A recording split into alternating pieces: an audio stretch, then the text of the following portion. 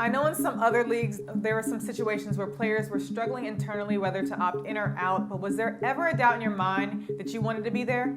What was the process like deciding if you wanted to play or not this season? Yeah, it definitely was a thought process in which I wasn't 100% bought in to playing softball. Everything to me just seemed very trivial. It just seemed as if it just wasn't that big of a deal in comparison to what is going on and taking place in this country, in this current state.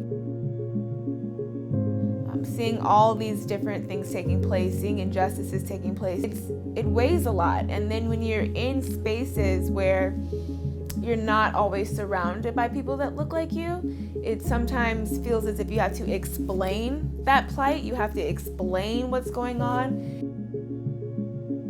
It's just very emotional all the time. And playing softball in these spaces, it just felt as if this is just not that important.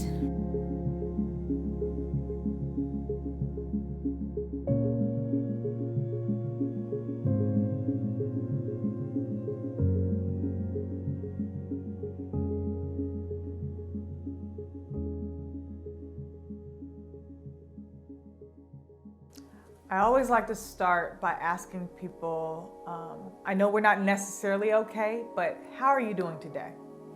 I am good as I can be with the state that our community is in right now. A lot of things have been weighing heavy on my chest. The fact that every other sports league opted out or halted their play made me feel a certain type of guilt because our league was going to continue to play.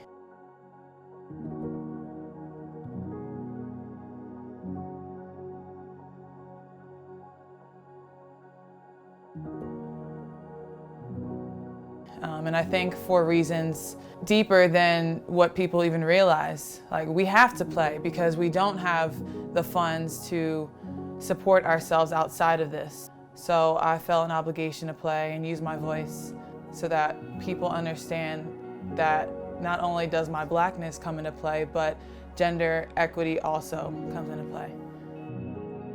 There's an instance where myself and another one of my teammates took a knee. I just had a huge response by so many Black parents and so many Black girls.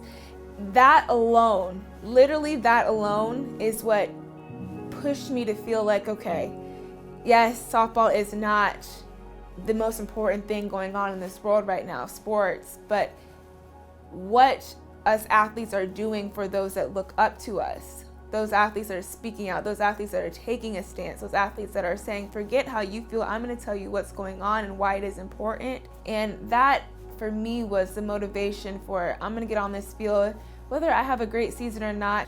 Me being there in general, me taking that field, me showing up and me saying, this is where you belong, me being an example of that was extremely important. And I felt as if taking the field was going to allow me to do that on a bigger stage.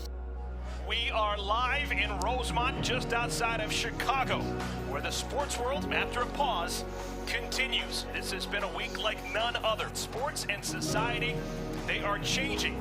We will acknowledge and we will celebrate that. There's just so many moving parts in the world right now.